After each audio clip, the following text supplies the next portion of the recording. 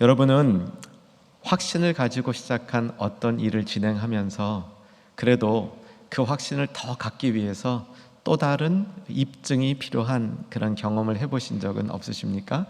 분명히 이 길이 옳다 믿고 나갔는데 가다 보니까 살짝 흔들리기도 하는 겁니다. 두렵기도 하는 겁니다. 그래서 또 다른 확신 얻기를 기대하던 그런 경험이 있으실 줄로 압니다. 지난주에 예수의 모친 마리아께서 수태고지를 받았습니다. 처녀가 애를 잉태한다. 참 놀랍고 두려웠지만 순결한 순종으로 그 일을 받았습니다. 주님의 말씀대로 내게 이루어지리이다. 너무나 담대한 모습으로 마리아가 수태고지를 받았는데 제 생각에는 이후에 조금 두려움이 든 것 같아요. 이제 임신기도 있고 이거 알려주면 어떻게 하나 걱정도 되는데, 마침 우리 지난주에 봤던 가브리엘 천사가 마리아에게 쭉 이 일이 어찌 되겠습니까 했을 때 설득하던 세 가지, 지난주에 기본 말씀인데 혹시 기억 안 나시는 분들은 성경을 한번 다시 펴도 좋겠습니다. 누가복음 1장 35, 36, 37절인데 눈으로 성경 보시면서 귀는 저에게 주시면 됩니다. 세 가지로 설득을 했죠. 35절에 보면 성령이 내게 임하셔서 지극히 높으신 이의 능력이 너를 어떻게 하리니? 덮으시리니. 두 번째 입증은 36절에서 봐라, 내 친족 엘리사벳이 도저히 불가능한 나이에 아이를 갖지 않았느냐. 세 번째는 하나님의 모든 말씀은 능하지 못한 것이 없느니라. 이렇게 설득을 했죠. 마리아가 두 번째 설득이 기억난 것 같습니다. 엘리사벳을 찾아보면 좋겠다 해서 엘리사벳을 찾으러 가는 것이 오늘 본문 바로 앞에 있는 겁니다. 엘리사벳이 마리아를 만나자마자 자기 뱃속에 있는 아이가 그냥 움직이는 게 아니라 막 뛰어노는 듯한, 춤을 추는 듯한, 보통 경험할 수 없는 그런 움직임을 경험해서 정말 내 태중에 있는 아이가 저 마리아의 태중에 있는 예수님을 보고 이토록 기뻐하는구나 해서 마리아에게 그대는 참 복된 사람입니다 이렇게 얘기를 하니까 마리아가 그때 이제 두 번째 확신을 갖게 되는 겁니다. 사람이요, 두 번째 확신을 갖게 되면 첫 번째 확신보다 더 강하게 그 일이 믿어지는 거죠. 그래서 그 마리아의 마음속에 터져 나오는 감격이 있었습니다. 그 감격을 노래로 표현했는데 그것이 오늘 본문입니다. 자, 오늘 본문으로 돌아와 주시면 46절과 47절에서 마리아가 이렇게 노래합니다. 46절, 47절 달아서 같이 읽겠습니다. 마리아가 이르되 내 영혼이 주를 찬양하며 내 마음이 하나님 내 주를 기뻐하였음은 하고 이제 노래가 이어져 나갑니다. 46절에 보면 내 영혼이 주를 뭐 하고요? 찬양하고 이렇게 되어 있는데 이 부분에서 우리의 마음을 잠시 멈추고 찬양이라는 것이 무엇인지를 좀 폭넓게 알아봤으면 좋겠습니다. 원어로 보면 여기에 찬양하다라는 말은 매우 특이한 말입니다. 그래서 혹시 펜을 가지신 분들은 동그라미를 치고 매우 특이 이렇게 써놓으셔도 도움이 될 것 같아요. 얼마나 특이하냐면 이 단어가 성경에 몇 번 더 쓰이기는 하지만 찬양으로 번역되는 것은 이 자리밖에 없다는 겁니다. 그러니까 마리아가 드려진 이 찬양은 매우 특별한 찬양이라는 겁니다. 성경에 딱 한 번만 나오는 타입의 찬양이다 이렇게 보시면 됩니다. 보통 우리가 성경을 읽으면서 이게 하나님을 노래하다라는 의미의 소위 찬양이라는 것이 네 가지 다른 종류의 단어로 우리말에서 번역이 됩니다. 다 찬으로 시작하는 단어들만 한번 찾아보십시다. 네 개의 단어를 찬찬히 찾아보십시다. 첫 번째가 찬송이겠죠. 가장 많이 나옵니다. 두 번째는 찬양, 역시 많이 나오는, 특별히 구약에 가면 시편에 너무 많이 나옵니다. 찬송과 찬양은 신약에도 많이 나오고요. 세 번째는 많이 안 나오고 한 4번 정도 나오는 이 표현이 있는데 찬미이고요. 마지막에 그 세 번째고 네 번째는 찬가입니다. 오늘 설교 제목이 뭐라고 되어 있냐면 마리아 찬가, 여기밖에 안 나오기 때문에 여기밖에 안 나오기 때문에 실제로 우리말 성경 번역에 한 번도 쓰지 아니하는 찬가라는 말을 제가 그렇게 붙여봤습니다. 여러분이 동의가 되시든 안 되시든 뭐 동의 안 된다고 해서 구원받은 못 받는 거하고 아무 상관없으시니까 그냥 저는 특별한 이 단어를 더 이렇게 우리 마음속에 담기 위해서 찬가라는 이름을 붙여 보았습니다. 찬송과 찬양을 놓고 보면 거의 그냥 호환적으로 쓰입니다. 이제 원어에 여러 단어들이 있거든요. 제가 즐겨 보는 단어만 해도 성경 원어에 신약 성경에만 6가지 다른 단어들이 찬양 혹은 찬송을 의미하는데 막 서로 호환적으로 쓰여서 정확히 그 의미와 차이점을 구별해내기는 대단히 어렵습니다. 그런데 이렇게만 단순히 하나 해두시면 좋을 것 같아요. 찬송과 찬양을 비교해 보면 찬양이 조금 더 센 찬송이다, 이렇게 보시면 될 것 같아요. 참고삼아 우리 충영교회는 성가대로가 안 부르고 찬양대 이렇게 부르고 있습니다. 그러면 찬양과 찬미를 비교해 보면 그것은 확실히 찬미가 찬양보다 좀 더 셉니다. 여러분 학교 다닐 때 미가 양보다 좋은 점수였죠. 찬미가 찬양보다 조금 위입니다. 그럼 찬가는요, 그건 좀 더 바뀌게 되는데, 찬미라는 말이 이 신약 성경에서 한 4번 정도 쓰여요. 그것도 좀 약간 그 원칙은 없습니다. 근데 하나 찬미를 기억해 두면 좋은 그런 대목이, 예수님의 제자들이 마지막 만찬을 하고 감람산으로 이동하면서 부른 노래를 찬미했다, 이렇게 되어 있고요. 성경 원어도 다른 원어가 쓰이고 있습니다. 특별한 원어가 쓰이고 있습니다. 자, 이제 찬가에 대해서 얘기할 테인데, 찬가는 노래를 하는 것이라는 의미보다는 더 다른 의미로 사용되고 있는데, 이 찬가에 해당하는 헬라어 원어가 사용되고 있는 제가 매우 좋아하는 구절 하나를 여러분에게 소개해 드릴 테인데, 이 구절은 한때 저는 아침에 일어나자마자 이 구절을 암송했었습니다. 그만큼 좋아했던 구절인데 지금도 좋아합니다. 빌립보서 1장 20절 자막으로 보겠습니다. 같이 한번 읽어주시겠습니다. 나의 간절한 기대와 소망을 따라 아무 일에든지 부끄러워하지 아니하고 지금도 전과 같이 온전히 담대하여 살든지 죽든지 내 몸에서 그리스도가 존귀하게 되게 하려 하나니. 이 존귀하게 되려 하나니, 이 말인데요, 여러분 예수님을 존귀하게 여기는 삶을 사시기를 소망하시기를 주의 이름으로 축원합니다. 아마 이런 열정 가진 우리 충현의 가족들이 많이 계시리라 생각해요. 어떻게 하면 내가 주님을 더 존귀하게 여기며 살 수 있을까? 바울도 그런 소망을 갖고 살았습니다. 바울의 간절한 기대와 소망이 결국은 그리스도를 내 안에서 더욱더 존귀하게 만드는 것이다. 제가 붙들고 있었던 말씀인데, 여기 존귀하게 되다라는 말이에요. 놀랍게도 마리아가 하나님을 찬양했던 1장 46절에 내 영혼이 주를 찬양하나이다, 이 찬양하다랑 같은 단어입니다. 그게 어떻게 연결되어질까? 연결이 돼요. 이 주님을 존귀하게 여기기를 원하는 우리 충현의 가족들, 사실 이것은 우리 마음속에 쉽게 동의가 됩니다. 우리는 주님을 존귀 여기고 살아야 됩니다. 그런데 그 다음이죠. 어떻게 존귀하게 여기고 살 것이냐, 이것은 묵상해야 됩니다. 구체적이고 말씀을 붙들고 살아가는 방법은 내가 말씀을 읽고 깨닫는 것, 그 말씀이 나에게 동의가 되는 것, 그 다음 과정은 이 말씀을 내가 어떻게 실천하고 살아야 될까, 나의 구체적인 실천 방안을 묵상해야 되는 거죠. 주님이 어떻게 내 안에서 존귀하게 될 것인가 묵상을 하면요, 빌립보서 1장 20절에서 사도 바울이 얘기한 건 뭐냐면 그리스도가 내 안에서 확장되는 겁니다. 그냥 가만히 머무르는 게 아니라 주님 존귀하소서 하고 이렇게 구호 외치는 게 아니라 정말 그리스도의 영향력이, 그리스도의 말씀이, 그리스도의 생명력이 내 안에서 확장되는데, 이 확장의 범위가 굉장히 넓어요. 끝이 없는 거예요. 이게요, 이 시대 우리 성도님들이 정말 갖춰야 될 영적 능력입니다. 왜냐하면 앞으로 우리가 살아가야 될 이 세상은 쉽게 복음을 전하기가 어려운 사회가 될 겁니다. 이전까지는 노방전도도 쉬웠고요, 복음을 증거하는 것도 쉬웠고요, 전도하는 것도 쉬웠습니다. 말을 전할 때 반응하는 사람들도 많이 나타났는데, 여전히 개인적으로 복음을 전하면 반응을 하는 사람들이 적지 않겠지만 사회 자체가 그것을 허락하지 않은 사회가 될 겁니다.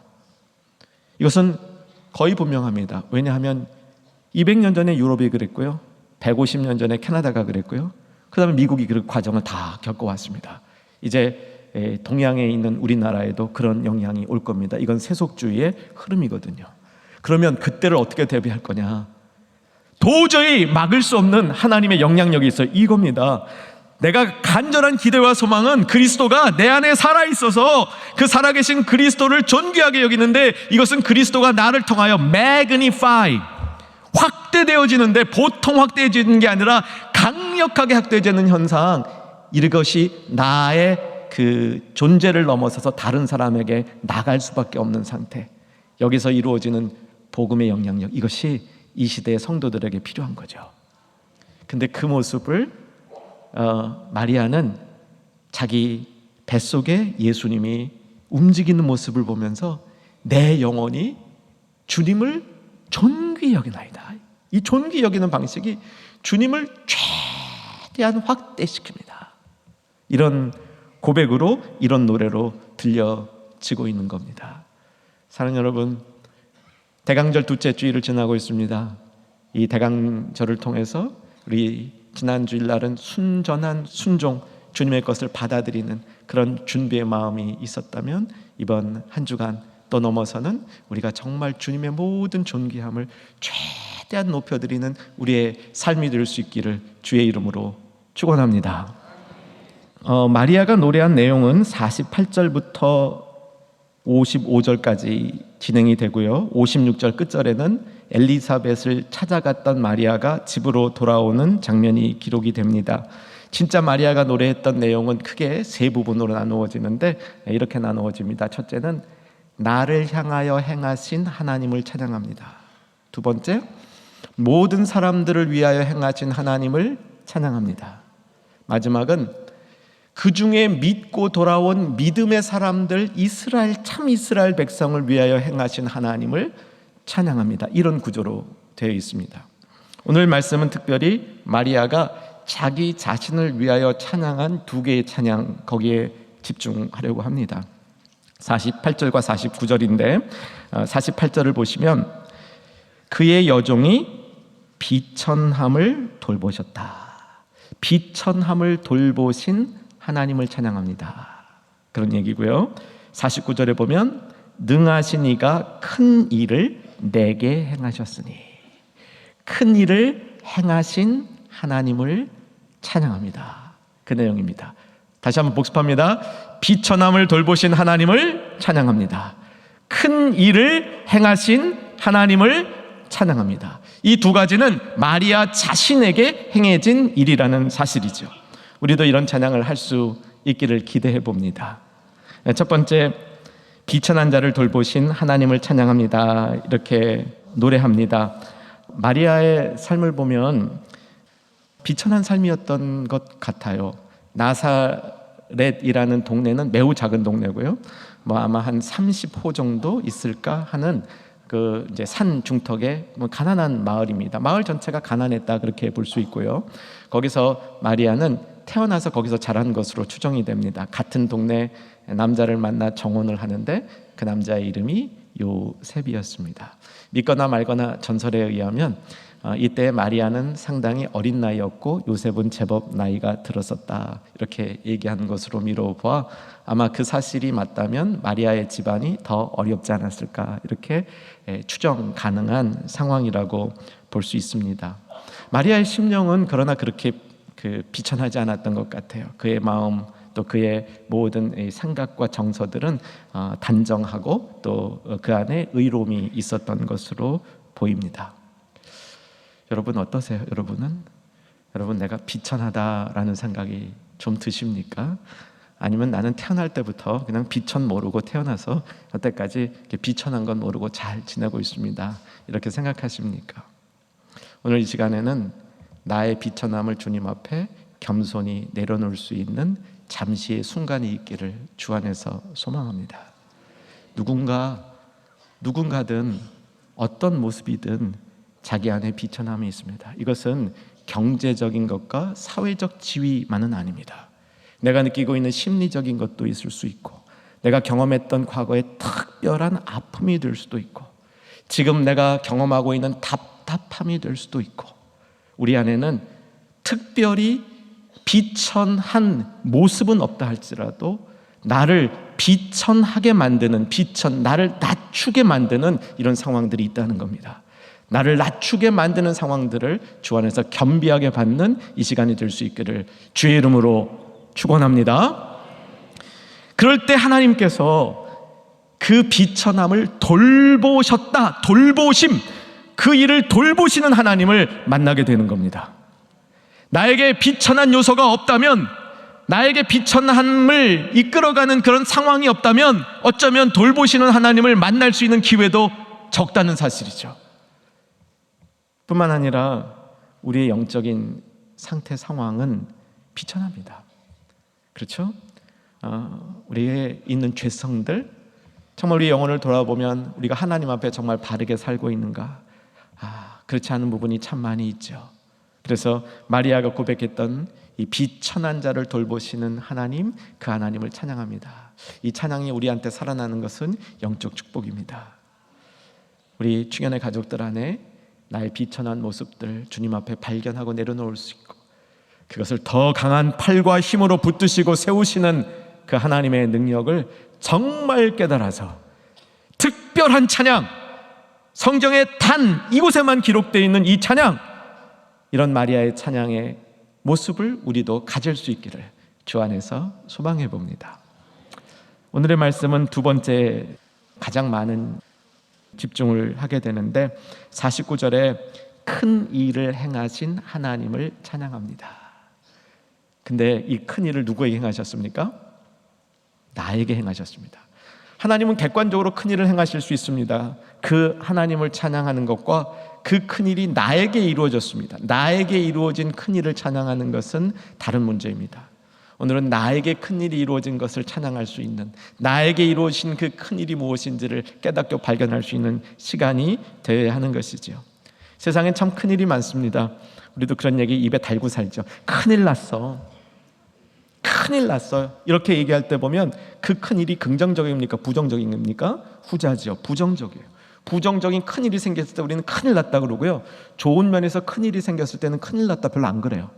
그죠? 큰일 났어 그런데 좋은 일 났어 이런 사람은 별로 없잖아요. 그런데 성경은 큰일 났어, 좋은 일 났어, 그 얘기하는 겁니다. 사랑하는 여러분, 하나님께서 행하신 큰 일, 내게 행하신 큰 일, 그것을 오늘 좀 생생하게 다시 깨닫고 생생하게 붙들 수 있었으면 좋겠습니다. 어떤 큰 일을 하나님께서 행하셨을까요? 보통 세상에서 큰 일은 뭐냐면 로또 당첨, 대박 터짐, 운수 대통, 만사 형통, 뭐 이런 것을 세상의 좋은 면의 큰 일이라고 얘기하지만, 우리 성경에서 얘기하는 큰 일은 그런 일보다 더 큰 일입니다. 도대체 어떤 일이 큰 일입니까? 그리고 과연 그런 일이 내게 있었습니까? 저도 신학교 다니면서 주일학교 전도사를 했었습니다. 미국 조그마한 도시에 교인 몇 명 모이지 않은 교회에 주일학교를 했는데, 믿으시거나 말거나 제가 맡고 있는 동안 주일학교가 조금 부흥이 됐습니다. 그런데 그때 했던 설교 중에 제일 기억나는 설교가 하나 있습니다. 우리 아이들에게, 이 조그만 아이들, 그러니까 제일 큰 애가 초등학교 2학년 정도 되고 그 아래 애들인데, 걔네들에게 이 하나님을 좀 이렇게 설명해 주고 싶은데 어떻게 설명하면 좋을까 하고 이렇게 고민을 하다가 지혜가 하나 떠올랐는데, 하나님은 크시다 이렇게 했어요. 근데요, 제가 그거 하면서 제가 은혜를 얼마나 받았는지 몰라요. 한번 아무도 없는 데 가서 한번 해보세요. 거울 보시면서 팔 한번 쫙 벌리면서요, 그 팔을 쫙 벌리셔야 돼요. 하나님은 크시다, 이만큼 크시다, 이렇게 한번 해보면 하나님의 크심이 느껴집니다. 여러분, 큰 일을 행하신 하나님은 첫째, 크신 분입니다. 참 크신 분이에요. 그분이 행하신 일이기 때문에 크신 일이다 이렇게 얘기할 수 있는데, 이 큰일이 무엇인지를 우리가 성경을 통해서 성경을 풀어봅시다. 오늘 본문의 마리아에게 그런 고백이 있었습니다. 내게 큰 일을 행하신 이를 내가 내 마음을 최대 확대하여서 확장시켜서 magnify, 확장시켜서 하나님을 찬양하며 존귀히 여깁니다 이렇게 선포하고 있는데, 그 큰 일이 뭐냐는 겁니다. 성경을 통해서 성경을 풀어보십시다. 큰 일이라는 말이 오늘 본문 이외에 한 번 더 나오는데, 똑같은 저자인 누가가 쓴 겁니다. 누가가 복음서 말고 또 하나 책을 쓰지요. 어떤 책입니까? 사도행전. 자, 사도행전을 필 테인데 필기시기 전에 제 얘기를 듣고 움직이셔야 됩니다. 먼저 잘 들으셔야 돼요. 사도행전의 2장에 보면 성령 강림 사건이 나옵니다. 오순절이라고 그러죠. 다락방에 성령이 강하게 임하는 사건이 나오죠. 그때 무슨 일이 벌어졌냐면, 각자 자기 말로 여러 나라에서 순례하러 온 사람들이 다 유대인이지만 외국에서 태어나서 히브리어를 잘 못하고 각자 날 방언, 자기 나라 말을 하는데, 그 사람들이 다 모여서 자기 말로 막 방언을 하면서 기도를 하는데 다 들리는 거야. 뭘 얘기하는지. 그게 그때 있었던 사건입니다. 여러 나라 사람들이 와서 자기 말로 막 기도를 하는데 상대가 무슨 기도를 하는지 내가 알아들을 수 있는 거예요. 이게 그때 일어난 사건인데, 이게 오순절 다락방에 난 곳 방언으로 하는데 그 방언이 막 통역됐던 역사예요. 자, 그런데 그때 무슨 기도를 했는지 여러분, 우리가 알 수 있을까요? 모를까요? 제 생각은 알 수 있다고 믿습니다. 성경에 쓰여져 있기 때문에. 그걸 찾는 겁니다. 사도행전 2장 11절 188쪽입니다.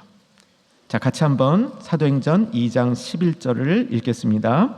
그레데인과 아라비아인들이라 우리가 다 우리의 각 언어로 하나님의 큰 일을 말함을 듣는도다.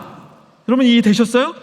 그때 다 한 얘기가 뭐냐면 하나님의 큰 일을 얘기하고 있었던 거예요. 각자 다른 언어로 얘기하고 있었는데, 어쩌면 구체적인 내용은 조금씩 다를 수 있는데, 그 많은 사람들이 다른 언어로 얘기하면서 서로 무슨 말 하는지 이해가 되고 보니까 그 내용이 뭐냐면 하나님이 큰 일을 행하셨다는 거예요.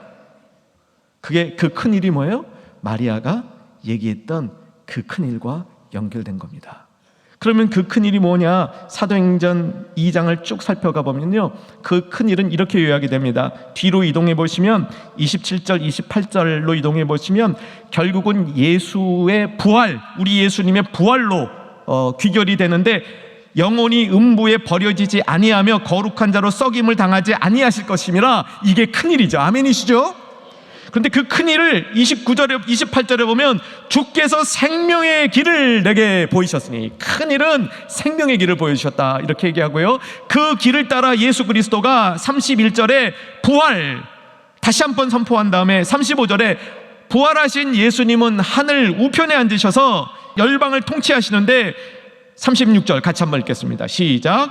그런즉 이스라엘 온 집은 확실히 알지니 너희가 십자가에 못 박은 이 예수를 하나님이 주와 그리스도가 되게 하셨느니라 하시느라. 이게 베드로와의 설교의 하이라이트예요. 너희가 십자가에 죽인 예수를 하나님이 부활시키셔서 하늘로 올리셔서 통치하게 만드셔서 주와 그리스도가 되게 하셨다. 이게 큰일이에요. 이게 큰일. 자, 묻습니다. 여러분 이 큰일을 경험하셨습니까? 이 큰일이 여러분에게도 주어주신 하나님의 은혜이십니까? 마리아처럼 우리도 고백할 수 있는 고백의 근거가 있는 겁니다. 근데 36절을 보시면 주와 그리스도가 되게 하셨다 이렇게 얘기하는데, 이 말은 이런 뜻입니다. 그리스도와 주가 원래 아니셨는데 하나님이 그 순간 만들었다는 뜻이 아니고, 우리가 인정함으로, 우리가 받아들임으로 하나님이 마땅히 되어야 될, 예수님이 마땅히 되어야 될 구주와 그리스도가, 구원자가 그 영광의 자리에 우리가 받아들였다, 그런 뜻이죠.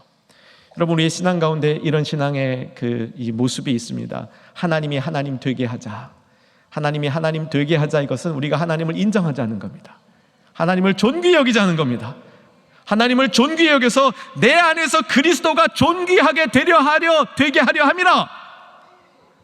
그 말씀이 마리아가 외쳤던 영혼이 하나님을 존귀히 여깁니다, 하나님을 찬양합니다, 그 찬양과 일치하는 거라는 말씀이죠.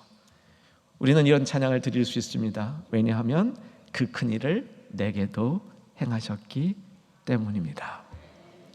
이제 구약 시편에서 큰 일이라고 말한 대목을 한 번 더 찾아보겠습니다. 시편 71편인데 한번 성경을 피시기 바랍니다. 시편 71편 19쪽인데 853쪽, 구약 853쪽으로 이동합니다. 시편 71편에서 시편 기자는 다양한 모습으로 하나님이 한 일을 노래하고 있는데 19절에 큰 일을 내게 행하셨다 이렇게 선포를 합니다. 자, 19절 같이 읽겠습니다. 하나님이여 주의 의가 또한 지극히 높으시니이다. 하나님이여 주께서 큰 일을 행하셨사오니 누가 주와 같으리까. 마리아의 찬양에 어쩌면 그 근거가 되는 구약의 찬양이라고 볼 수 있는데, 계속해서 20절부터 보시면 주께서 하신 큰 일을 조금 더 개인적인 경험을 담아서 표현하고 있습니다. 본인이 심한 고난을 당해서 땅끝 깊은 곳까지 추락을 했는데 20절 후반절에 보면 다시 이끌어 올리셨다 이렇게 얘기합니다. 오늘 본문 중에 여러분 기억하실지 모르겠지만 이런 부분이 있어요. 그 팔로, 힘있는 팔로, 그 팔로 힘있게 이렇게 표현되어 있어요. 아마 그 팔인 것 같아요. 땅끝까지 추락되어 있는 그런 자신의 모습을 붙잡아서 사람들은 도저히 회복의 기미가 없다고 얘기할 때 그를 들어 올리신 일, 이 일이 개인적으로 큰 일인 거죠. 여러분, 이 일을 경험하셨습니까? 여러분 인생의 경험 되어질 수 있기를 주 안에서 강력히 소망합니다. 내 인생이 깊은 곳 떨어져 있을 때, 소망이 없다고 얘기할 때, 도저히 안 된다고 얘기할 때 주님의 팔의 힘은 그것을 붙들 수 있는 줄로 믿으시기 바랍니다. 주의 말씀은 능하지 아니하는 것이 없느니라. 그의 능력이 덮을 때 안 되는 일이 없느니라. 그 팔로 붙들어서 세우시는 그 하나님, 그 하나님이 큰 일을 행하신 하나님인데 21절에 보면 끌어올리셨을 뿐만 아니라 나를 더욱 뭐하게? 창대하게 하시고, 계속해서 돌이키사 나를 뭐하시고? 위로하시고, 그냥 끄집어만 내준 게 아니라 창대케 하시고 위로해 주시는 그 하나님, 그 하나님이 큰 일을 행하신 하나님이라는 겁니다. 시편 기자는 계속해서 그 크신 일을 행하신 하나님께 자신이 어떻게 반응해야 되는지를 쓰고 있습니다. 23절에 보면 같이 읽겠습니다. 내가 주를 찬양할 때 나의 입술이 기뻐 외치며 주께서 속량하신 내 영혼이 즐거워하리이다. 주께서 행하신 큰 일 때문에 나의 영혼이 기뻐하며 내 입술에 노래가 주님을 높인다. 그렇게 기록하면서 24절 제가 읽어드리겠습니다. 나의 혀도 종일토록 주의 의를 작은 소리로 읊조 리오리니. 내 입에 늘 주님의 의, 주님의 말씀, 주님의 교훈들을 입에 달고 살겠습니다. 이렇게 고백하는 겁니다. 여러분, 그 큰 일을 행하신, 나에게 그 큰 일을 행하신 그 하나님에 대한 믿음과 간증이 있으시다면 오늘 시편 기자의 방법을 우리 삶에 사용하시기를 주의 이름으로 축원합니다.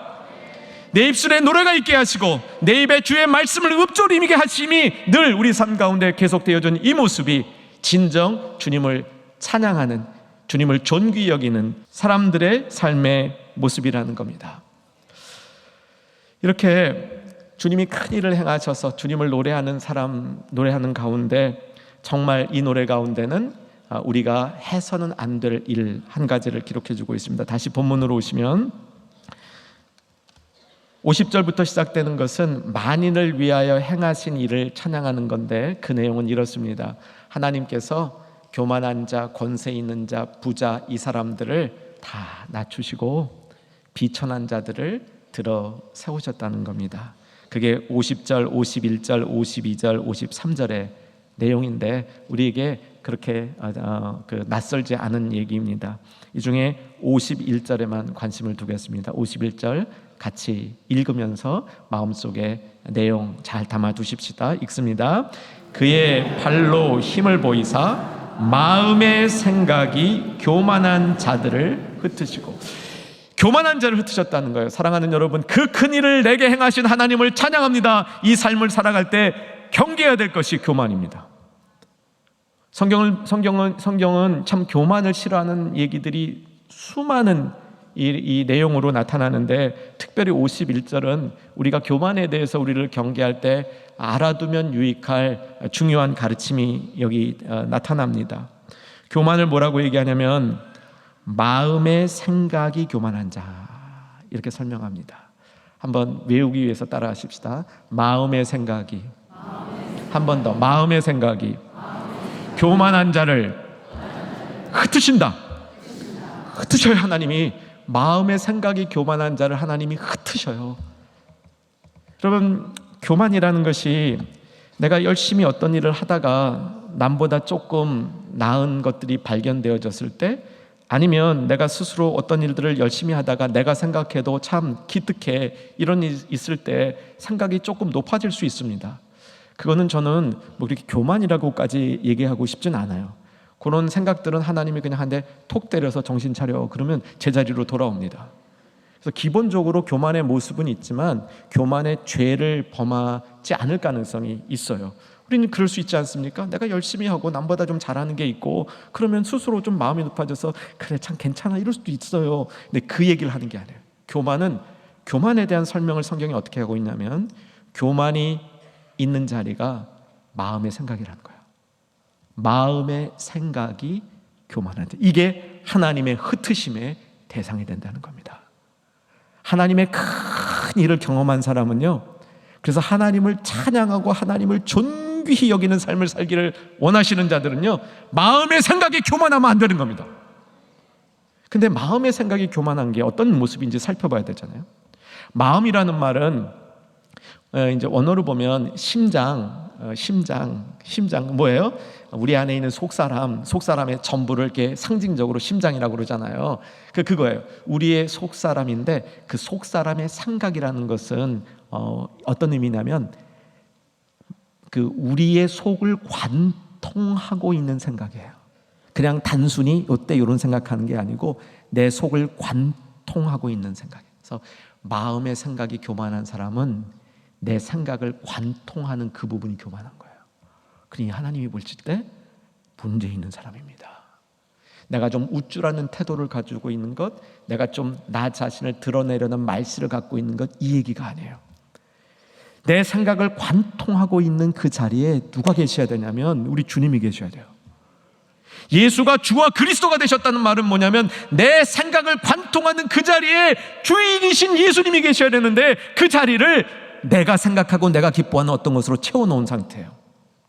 여러분, 우리의 마음을 많이 차지하는 게 있을 수 있습니다. 막 사업을 열심히 할 때는 그 사업이 그럴 수 있고요, 애들을 열심히 키우는 부모한테는 자식이 그럴 수 있습니다. 어떤 분들에겐 자기 외모나 건강이 그럴 수 있고요, 어떤 사람들에겐 자기의 지식이나 경험이 늘 자기의 마음속에 관통하는 생각일 수 있어요. 이 생각은 그냥 잠시 한 군데만 있는 게 아니라 마음속을 관통하고 있단 말이에요. 근데 마음을 관통하는 그 생각 속에 우리 주님이 계시고 그 안에 내가 생각하는 게 있어야 되는 겁니다. 그렇게 되실 수 있기를 주 안에서 소망합니다. 위임을 앞두고 주님 앞에 기도를 하는데, 제 기도의 가장 큰 부분은 우리 충영교회 가족들을 참 잘 섬기고 충영교회 가족과 함께 주 안에서 같이 성장하고 성숙하고 싶다, 그런 마음입니다. 그런데 그 마음도요, 먼저 하나님을 높이고 섬기는 다음에 있어야 돼요. 하나님을 높이고 섬기는 그 그릇 없이 내가 뭐를 열심히 하겠다, 설사 그것이 주님의 일처럼 보이는 것이라 할지라도 내 마음의 생각에 관통하는 것에 예수께서 주인이 되시지 아니하고 내가 생각하는 어떤 것이 주인이 되면 그것은 우리를 교만의 자리로 이끌 수 있다는 사실입니다. 그 교만한 자를 하나님 어떻게 하신다고요? 흩으신다. 이거요, 흩으시는 거 간단한 겁니다. 성경이 흩으신다는 얘기가 여러 번 나와요. 근데 그 모든 내용들을 종합해 보면 이거예요. 우두머리 하나 딱 치니까 나머지는 술술술 이게 없어지는 거예요. 이단에 괴수 하나 탁 치니까 이단이 흩어질 때 이거 쓰고요. 좀 우리한테는 가슴 아프지만 목자를 치니까 양들이 흩어진다 할 때도 이 말을 쓰는 거예요. 이 흩어진다는 걸 쓰는 거예요. 그러니까 별것 아니라는 거예요. 대단해 보이고 큰 능력이 있어 보이고 큰 조직이 있어 보이고 누구도 깨뜨릴 수 없는 것 같은 그런 거대한 것도 하나님이 그냥 마음이 생각이 교만한 사람, 그 마음이 생각 교만한 부분 한 대 딱 쳐버리면 우르르르 다 무너진다는 거예요. 사랑하는 여러분, 정말 우리의 삶의 진수를 배웠으면 좋겠습니다. 마리아가 자기 속에 담은 예수를 정말 다시 한번 이 예수가 하나님의 아들인 것을 깨달으면서 올렸던 이 찬양의 이 모습처럼 우리의 마음속에 내 그 큰 일을 행하신 하나님 찬양합니다. 비천한 나를 돌보신 하나님 찬양합니다. 내 안에 있는 마음의 생각의 교만을 없애고 마음의 생각의 중심을 우리 주님으로 채워서 우리 주님 내 삶을 통하여 확장되게 하시고 이 세상 속으로 증거되는 삶을 살겠습니다. 이런 마리아의 고백과 같은 고백이 우리에게도 있기를 주의 이름으로 축원합니다.